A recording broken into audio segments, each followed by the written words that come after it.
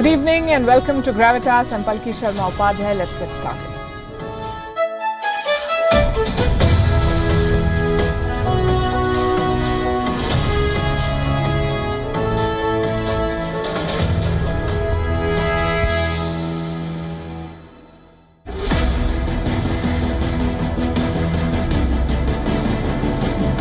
मैं इसको पॉलिटिक्स नहीं समझ रहा, मैं इसको जहाद समझ रहा हूं।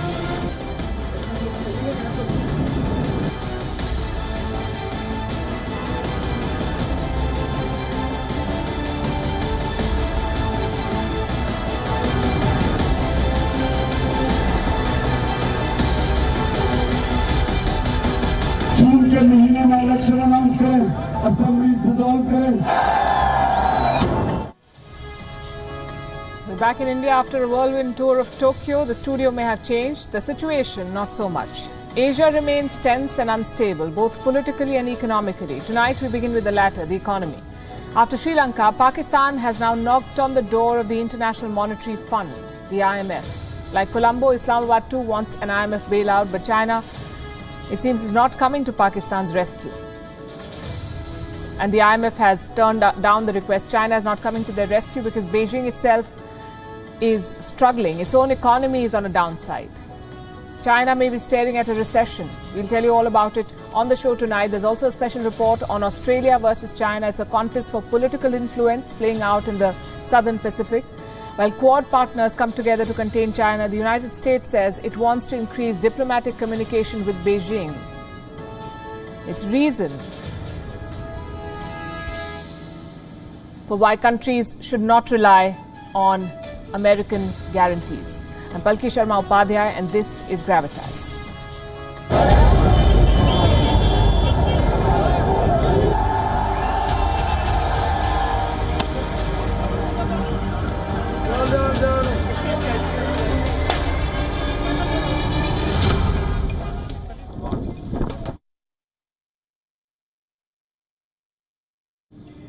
India's neighbourhood is becoming more unstable by the day. Two neighbours are struggling with the debt crisis. First, it was Sri Lanka, and now it is Pakistan's turn. The situation is more or less the same. There's a giant hole in their finances. Over-dependence on China has landed Pakistan in a debt trap. This political instability, a former Prime Minister is threatening to hold the country hostage just because he was forced to leave office. Yesterday, we saw violent clashes. Supporters of Imran Khan wreaked havoc. They destroyed public property, they clashed with the police. The obvious question is Pakistan going the Sri Lanka way? The answer is yes, and it could get worse. Pakistan has gone to the IMF, the International Monetary Fund. They want a bailout, but this could be tricky. Former Prime Minister Imran Khan has issued a threat. He wants early elections. He wants an announcement in 6 days, else he says his supporters will run riot. But can Pakistan afford an election right now, in the middle of an economic crisis? Will this battle for power lead to Pakistan's economic collapse? And what will it mean for India and South Asia? Pakistan is already a mess. An economic collapse will make it an even more dangerous mess. In the next 4 minutes, we'll discuss all of this and more. First, let's tell you about a meeting in Doha this week. A meeting took place in Doha. Pakistani officials met with the IMF. They wanted a loan, a bailout. How much money are we talking about? $3 billion. Why does Pakistan need $3 billion? Because just like Sri Lanka, Pakistan is running out of foreign reserves. Their central bank has just a little over $10 billion right now, and that's not enough to cover even 2 months of exports. The bigger worry is the debt. Pakistan needs around $3 billion just to pay its creditors this year. And Pakistan has a lot of creditors. They keep the country afloat on loans, but loans must be returned. Interest must be paid. And for that too, you need money. It's a vicious cycle, taking more loans to service old ones. Pakistan has to pay $3 billion to Saudi Arabia, $4 billion to China. Do you know what is Pakistan's total external debt?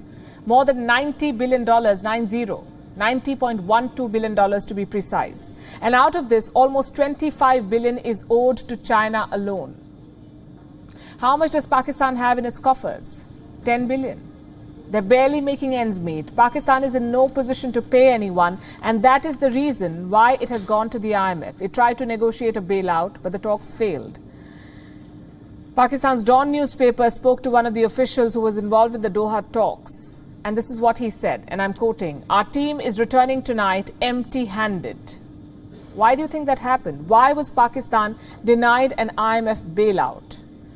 Because to get this kind of money, to get IMF money, you need to be fulfilling certain criteria. You must have policies that will push you towards economic recovery. Pakistan does not have those.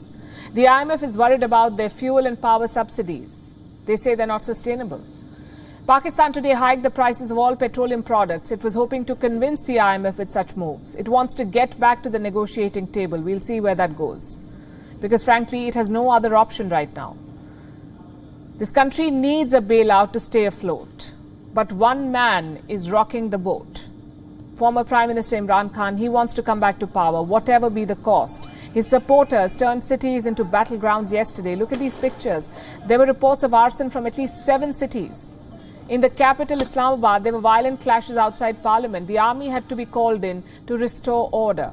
One of the supporters even died. Imran Khan is now calling him a martyr. हमारी आजादी मार्च का शहीद है। इसने अपने मुल्क की हकीकी आजादी के लिए अपनी कुर्बानी दी है। ये सारा मुल्क भी उसको याद रखेगा। Imran Khan says he's waging a jihad against his government. He did not get what he wanted yesterday, so he called off the protests. But he left with a warning. Call an election in 6 days or his supporters will return to the streets. Pakistan's Prime Minister Shehbaz Sharif has responded in Parliament. He said Imran Khan is in no position to force an election. जनाब speaker, मैं ये बात वाज़ेह कर देना चाहता हूं इस जत्थे के सरबराह को कि तुम्हारी डिक्टेशन नहीं चलेगी। ये हाउस खुद फैसला करेगा। हमें शफाफ इलेक्शन कराने हैं, कब कराने हैं ये ऐवान फैसला करेगा। So this is what we have. A helpless government in Islamabad and a former Prime Minister who says he's waging a jihad against them. The casualty will be Pakistan's economy and its people. You see, political instability is not new in this country. Pakistan has perhaps learned to live with it. Same with radicalism, keeps getting worse with time. But add an economic collapse to this mix and Pakistan becomes a time bomb. Experts have long wondered if a failed Pakistan will be more dangerous than a thriving Pakistan. They may soon find out. An economic collapse will have security implications, very serious security implications, both for India and the region. And this is why it is said, this is why we said that the Pakistan story will be worse than the Sri Lanka story. Because this country also has nuclear weapons. Pakistan is home to at least 12 major terrorist groups. The US has labeled them as foreign terrorist organizations, which means they're capable of conducting terrorist attacks in foreign lands. So Pakistan is a nuclear state with active terrorists. This is a deadly cocktail. An economic collapse will create more chaos. It can spark public unrest. It can destabilize the Pakistani state. It can turn Pakistan into a failed state where nuclear weapons fall into the hands of extremist groups. And there's every possibility of all of this happening, while Pakistan's politicians continue to fight for power. Is there a way one of Pakistan's friends could rescue it? You know, the ones who've been handing out these loans. The one often called Pakistan's iron brother. Why isn't China coming to Pakistan's rescue? Because China has bigger fish to fry at the moment. China has its own economy to worry about. It may be staring at a recession. This week, a crisis meeting was called in Beijing. More than 100,000 officials participated. The meeting was chaired by the Chinese Premier, Li Keqiang. What did they discuss? How to save China's economy. China, the great economic powerhouse, the world's second largest economy, is faltering. Blame zero COVID and its mastermind Xi Jinping for it. Extended lockdowns have taken their toll. Thousands of workers have been laid off. Businesses have been forced to shut down. China's economy today is performing worse than it was in 2020, worse than when the pandemic began. China's economy is expected to contract. Beijing had set a growth target of 5.5% this year. That may not happen, 5.5%.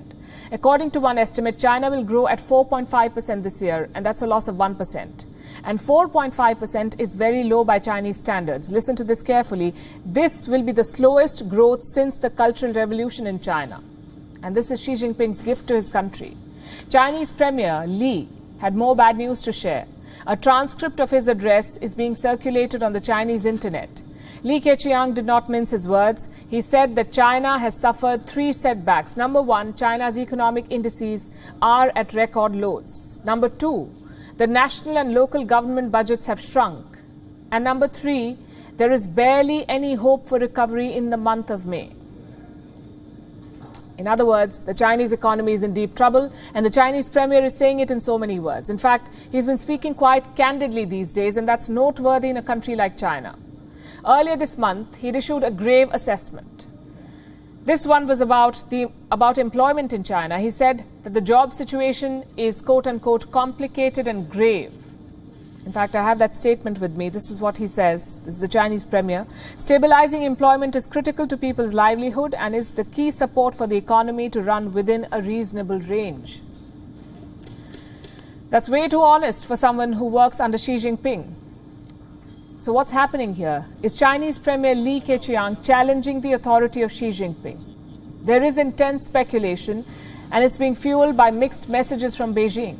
In recent weeks, Xi Jinping has doubled down on zero COVID. He says little about China's economic hardships.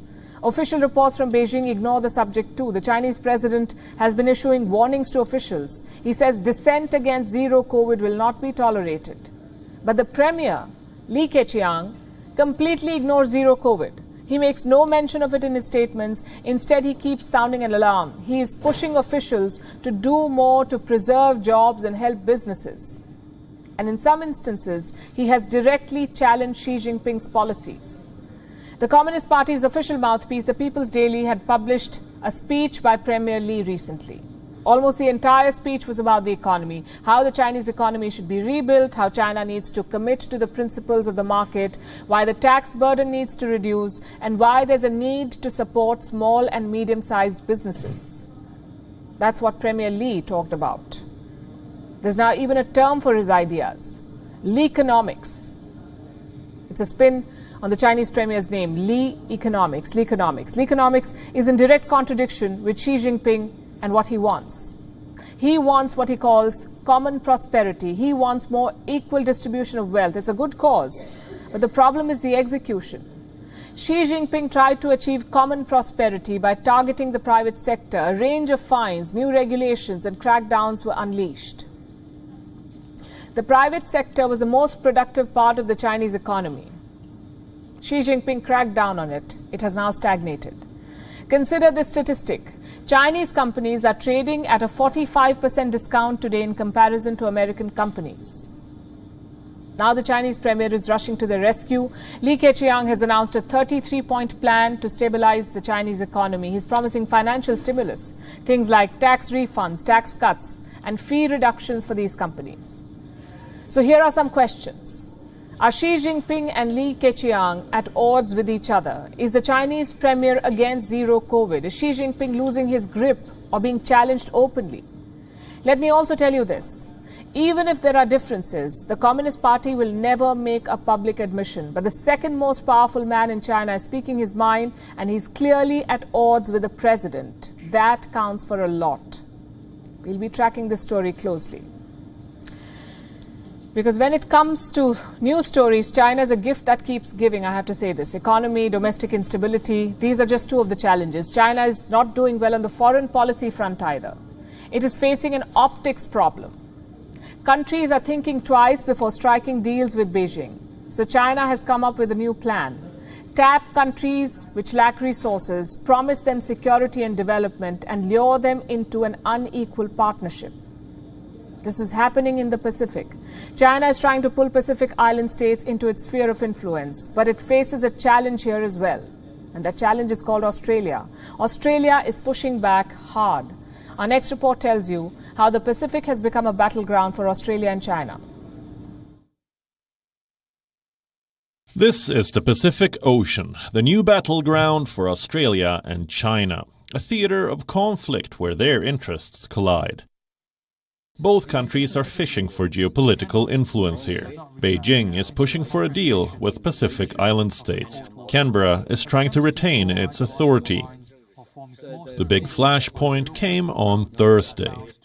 Both countries dispatched their foreign ministers to the region. Wang Yi kicked off an 8-country tour in the Solomon Islands. His Australian counterpart Penny Wong landed in Fiji.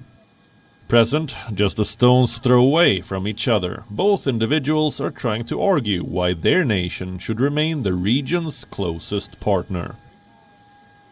China is talking about mutual trust. The mutual trust between our two countries is getting higher and higher, with more and more common interests and even an ever wider cooperation. Australia is talking about priorities. We want to work with you on your priorities. We want to work together as part of the Pacific family. So which side is winning? So far, it's hard to tell. The Pacific Islands are split. They want more resources, more investments, more development projects. Australia has failed them on this count. China is promising to fill the gap. It is offering economic and security deals, vowing to uphold the interests of these states. I have brought with me in this visit firm support for the Solomon Islands, sincerity for cooperation, and the friendship that the Chinese people bear for the people of the Solomon Islands. Australia is lagging behind, but it's in no mood to give up. The Australian Foreign Minister is trying to persuade Fiji why sticking with Australia as their top partner is worth the trouble. The question is, what does Australia have to offer? Assurances that it won't violate the sovereignty of Pacific Island states. Look, it's for Pacific nations to make their own decisions about, who they want to partner with and in which areas, and we respect that. We think that it's important that the security of the region be determined by the region, and historically that has been the case, and we think that's a good thing. So what happens next? The war of words will continue, especially from China's side. Its foreign minister is on a 10-day trip. He will visit 8 countries in these 10 days. After Fiji, he will go on to Solomon Islands, Kiribati, Samoa, Fiji, Tonga, Vanuatu, Papua New Guinea, and East Timor. This is unprecedented by China's standards. Rarely do its envoys go on such marathon tours. It shows how seriously Beijing is taking its Pacific ambitions. It has no other choice. The Quad, the AUKUS, the NATO, the ASEAN, the G7, they've all, in a way, turned against Beijing. So what does China do? It tries to woo countries that lack resources, promises to build airports and stadiums for them, keep its global influence at par with the West's monopoly. As for Australia, it is working extra hard to undo the perception that it is part of a Western clique. Undo its image of being an elitist, exclusionary force. Will its efforts work? Only time will tell.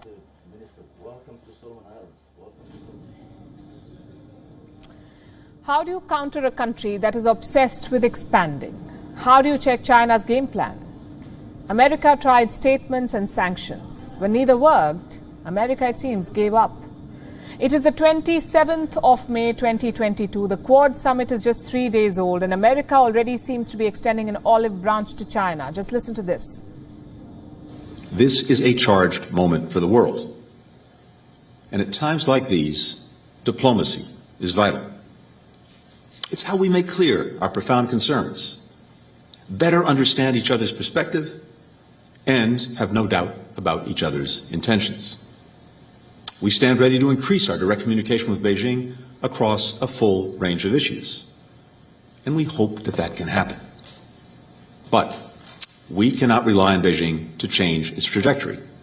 So, we will shape the strategic environment around Beijing to advance our vision for an open, inclusive international system. After criticizing Chinese aggression, after pledging to defend Taiwan against China, after batting for a free, open and inclusive Indo-Pacific, America suddenly wants to talk to China. What gives? If you listen to Blinken's address in its entirety, you will get the answers. The US Secretary of State was addressing the George Washington University. He was all praises for China. He spoke about the power of China, the influence of China, the strength of China, how China is perfecting mass surveillance. And that's not it. The US Secretary of State said China is a quote-unquote global power with extraordinary reach, influence and ambition. Makes one wonder whether Blinken was talking about an ally or aggressor. Of course, he did criticize China a little. Blinken called Beijing the most serious long-term challenge to international order. But he overcompensated for the statement by showering China with adoration. Listen to this. China's transformation is due to the talent, the ingenuity, the hard work of the Chinese people. It was also made possible by the stability and opportunity that the international order provides. Arguably, no country on earth has benefited more from that than China. What exactly is cooking here? Just earlier this week, the American leadership was in Tokyo pledging to work together with Quad partners to counter China. Australia, we know, is doing its bit. Like you just heard, their foreign minister is in Fiji. She's trying to check China's unsolicited outreach in the Pacific. India is doing its bit, checking Chinese troops in Ladakh. Japan is doing its bit, scrambling jets over the Sea of Japan. But America here seems to have become the weak link already. It is unilaterally extending an olive branch to the common foe. 3 days after the Quad summit, the US wants to increase diplomacy with Beijing. We don't seek to block China from its role as a major power, nor to stop China, or any other country for that matter, from growing their economy or advancing the interests of their people. But we will defend and strengthen the international law, agreements, principles, and institutions that maintain peace and security, protect the rights of individuals and sovereign nations, and make it possible for all countries, including the United States and China, to coexist and cooperate.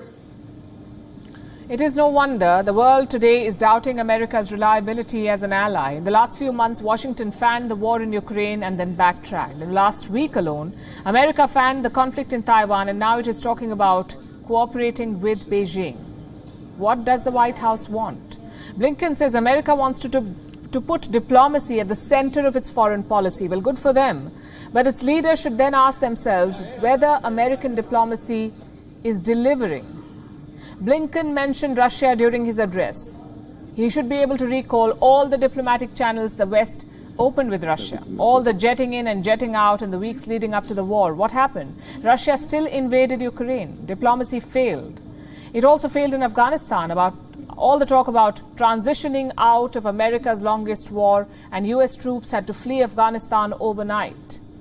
American diplomacy failed with North Korea as well. 2 big summits later, North Korea is still launching missiles. And then we have Iran. Biden has been in office for 16 months. How many more rounds of talks before there's finally a deal? And how many more failed diplomatic attempts before America realizes that dialogue only works when both sides are ready to listen, and then you approach it as an equal? China is not a good listener. China does not even believe in diplomacy, it seems. Beijing has its eye set on expansionism, and it has picked aggression as its weapon of choice. The only way to check Chinese expansionism is cooperating with strategic partners and allies. America will never be able to counter China by going back on its words. And now let's talk about Russia. For the last couple of weeks, there have been numerous reports about the health and safety of the Russian president. Now, another report has emerged. It claims that Putin survived an assassination attempt. The report is based on the assertion of a Ukrainian official. He says there was a plot to murder Putin. Who was behind this plot? Our next report tells you. By representatives of the caucus not so long ago. This is non-public information. It was an absolutely unsuccessful attempt, but it really happened. It was about 2 months ago. There was no publicity about this event, but it took place. What's the basis of these claims? There is none. Budanov has refused to provide any credible evidence. The only thing in his favor is the fact that he is a Ukrainian intel official, someone who's said to know a thing or two about Russia's internal affairs. But his claims have not been confirmed by global bodies, neither NATO nor American intelligence, and they are not sticking their neck out to back Budanov. They are treating it for what it is, an assertion. But if it is true, this will not be the first time that Putin faced such an attempt. In the past, there have been at least 2 high-profile attempts on his life. The first one was on the 2nd of March 2008, the day Russia held its presidential elections. Putin was attending an open-air concert on St. Basil's Slope. A Tajik man was sent to murder him. The attempt failed. The man was nabbed by Russia's Federal Security Service. The second attempt came in February 2012. 2 mercenaries were nabbed from Odessa, a seaport in the Black Sea. They were both from Russia's North Caucasus. They belonged to a group seeking an Islamist state within Russia. Their plan was to go to Moscow and kill the president. Their efforts failed, thanks to Russian security services. These were just 2 instances. There could have been other attempts as well. But given Russia's state of secrecy, it's hard to state an exact number. What we can say for sure is that Putin has indeed become paranoid for his safety. Reports in recent months have described him as being increasingly isolated. They say he has started surrounding himself with a very small group of advisors and security personnel. What does he fear? A coup or an attempt at his life? Only he knows best. Back in the US, there's a need for lessons in domestic policies too. You know, on basic things like what to regulate, what not to, how to maintain law and order and how not to. How to police and how not to. You're all aware of the Texas gun terror, what they're calling a school shooting. 19 children killed inside their elementary school. Could that massacre have been avoided? Videos have surfaced on social media showing police officers standing outside the school as parents pleaded with them to go inside and save their children. You know that there are kids, right? They're little kids. They don't know how to defend themselves. 6-year-old kids in there. They don't know how to defend themselves from a shooter.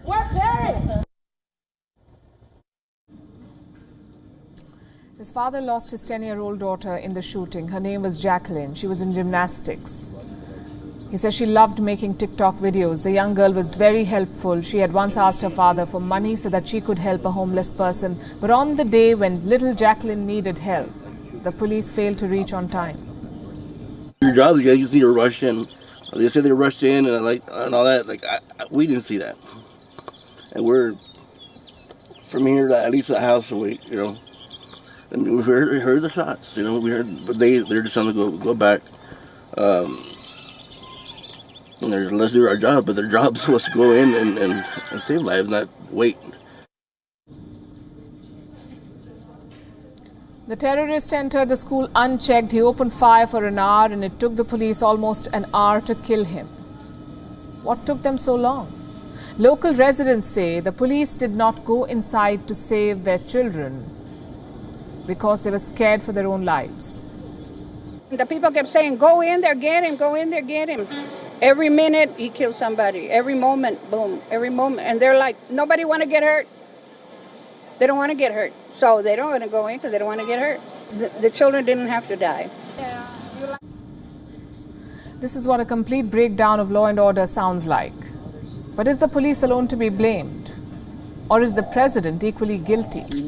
Is the tendency to not do one's job flowing from the top? US President Joe Biden has taken an oath to protect the people of his country, the United States of America, to defend them. But he failed to keep the children out of the line of fire. He failed to rein in guns. He failed to check the gun mafia. Today, he has failed to even give children dignity in death. The National Rifle Association is meeting under Joe Biden's nose. It's happening in Texas. The NRA is talking gun rights in the shadow of gun terror in the very same state. You may call this adding insult to injury. You may call this disrespecting the dead. But what would you call a president who has failed to stop any of this from happening? Does Joe Biden see nothing wrong in the timing of this event? Or is his office too powerless to do anything about it? He's sitting in what supposedly the world's most powerful office. Yet he pretends that he does not have a say, does not have the power to change what is happening in his own country. Even children in the US are responding better to this massacre.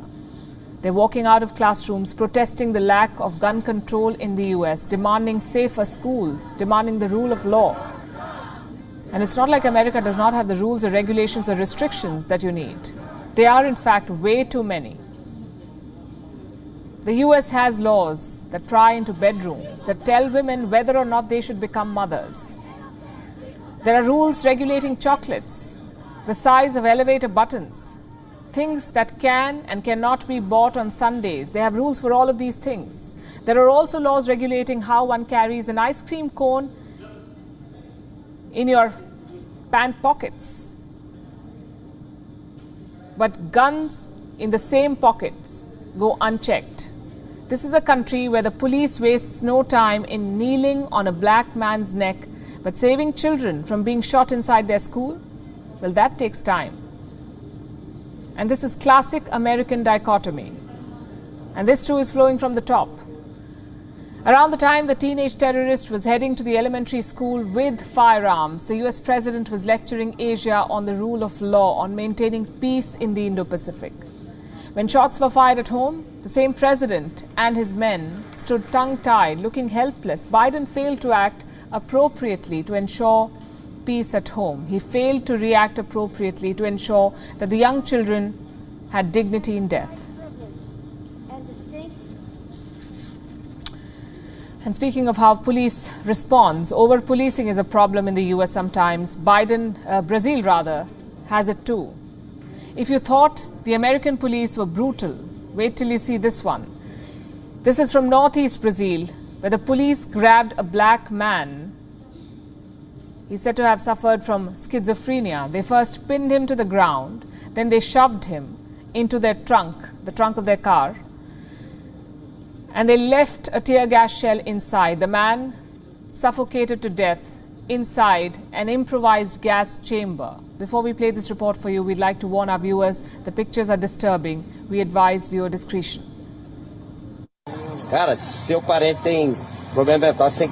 This video has shaken up Brazil. These are police officers. They have pinned a black man on a road in Sergipe. After a cut, a police car appears. The white smoke is tear gas. The same man is inside the car. He was trapped by the cops. He later died due to suffocation.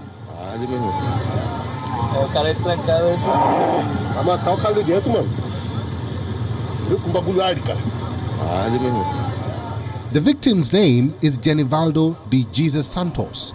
He suffered from schizophrenia. He had committed no crime. Santos was just riding his bike on these streets.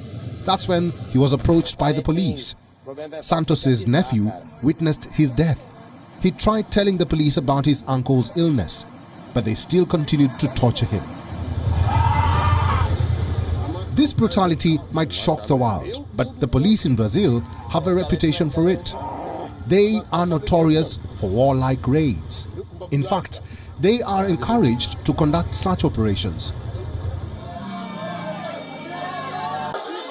On Tuesday alone, 21 people died in a police operation in Rio de Janeiro. It was one of the deadliest raids in recent years. But for Brazil's police, this is a common affair. Brazil's black population is disproportionately targeted in such operations. In 2020, the police killed over 6,000 people in Brazil. Almost 80% of the victims were black. The police often end up getting away with such operations.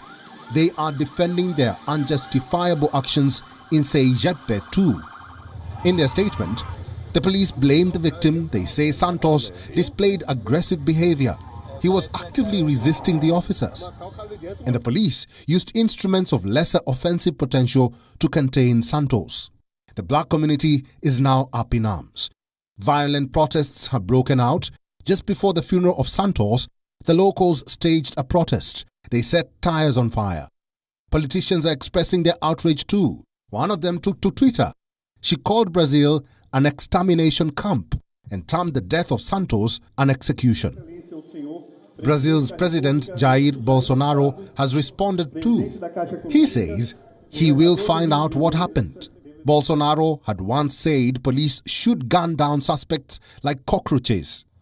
He has endorsed the culture of police brutality in the past. However, there are few who expect him to act this time around.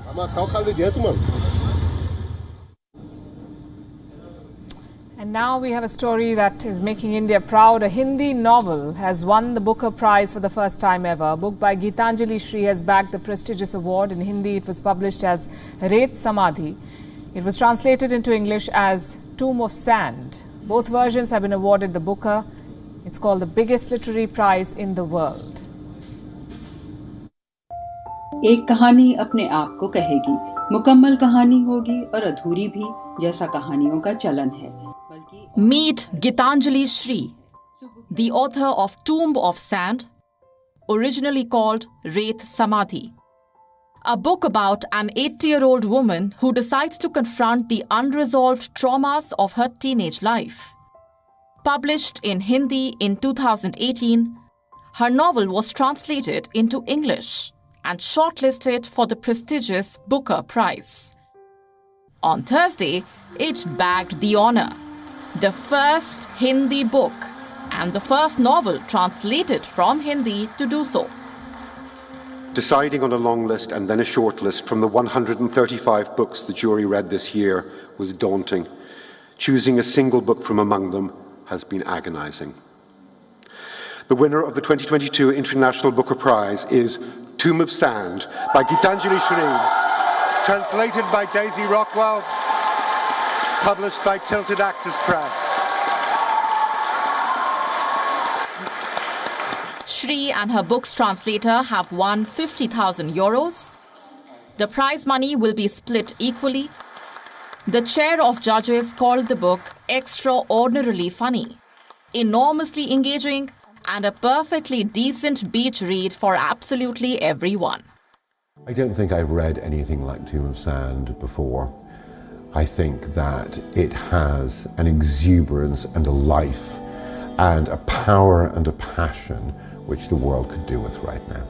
This book is a real masterclass in narrative, in exploring identity, and a brilliant look at family relationships. Even in our darkest and most despairing moments, even in our encounters with death, it is possible to want to live again and to aspire toward a kind of beauty.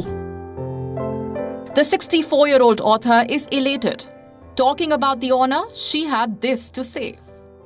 This is a bolt from the blue, but what a nice one, and I'm still reeling. I never dreamt of the Booker and never thought I could. What a huge recognition. I'm amazed, delighted, honored, and humbled. Born in 1957, Shri was raised in the North Indian state of Uttar Pradesh. She completed her education from Delhi's Jawaharlal Nehru University. In her interviews, she has claimed that it was the upbringing in Uttar Pradesh, along with the lack of children's books in English, that gave her a rich connection to Hindi. Her first book, Bail Patra, came out in 1987. It was then published in the literary magazine Hans, but it was her novel Mai that catapulted the author to fame. A story about 3 generations of women in North India. The book was translated into several languages and won numerous international accolades. None match the latest honor that she has received, the International Booker Prize, the biggest literary award in the world. Bureau Report, WION World is One. It's an honor for all the Hindi writers in this country and should give a boost to the language. Let's take a look at what else is making news across the world. This is Gravitas Global Headlines. Days after the Texas school shooting in the United States, police in Canada's Toronto on Thursday shot dead a man who was spotted carrying a gun in a residential area. The incident prompted 5 nearby schools to immediately go under lockdown. China and Russia veto a US-led push to impose more United Nations sanctions on North Korea over its renewed ballistic missile launches. Amid the publication of Sue Gray's report on lockdown parties at number 10, 4 more Tory MPs call on UK Prime Minister Boris Johnson to resign. Tesla CEO Elon Musk sued by Twitter investors over charges that he manipulated the company's stock price downward as he mounts a $44 billion takeover bid for the social media platform. Spain's parliament passes only yes is yes bill that makes all kinds of non-consensual sex rape. The bill takes the onus off sexual assault survivors. Chile's president has publicly apologized to a woman who was sterilized without her consent at a public hospital 2 decades ago. The woman was sterilized because she was HIV positive. In the face of a sharp increase in infections, Argentina is entering the 4th wave of COVID-19. However, there is no increase in deaths or hospitalizations due to the virus. In the last weekly record, the country reported over 33,000 infections, which was 92% more than the cases of the previous week. The group of 7 countries has reached concrete agreements on phasing out coal power generation and expanding renewable energy production. The pledge would mark the first commitment from the G7 to quit coal-fueled power. The exodus of big names from the French Open women's draw continues with Olympic champion Belinda Bencic and former world number 1 Angelique Kerber, both crashing out in the 3rd round. 14th seed Bencic lost to last year's US Open finalist Leylah Fernandez 5-7, 6-3, 5-7, while Alexandra Sasnovich followed up her win over US Open champion Emma Raducanu by beating Kerber 6-4, 7-6. The Golden State Warriors have clinched a berth in a 6th NBA Finals in 8 seasons after beating the Dallas Mavericks 120-110 in Game 5 of the Western Conference Finals. Stephen Curry was awarded the inaugural Magic Johnson Trophy for the Conference Finals MVP, following the 4-1 series win. With that, it's a wrap. We're leaving you with Gravitas Images. Thanks very much for watching. Have a good weekend.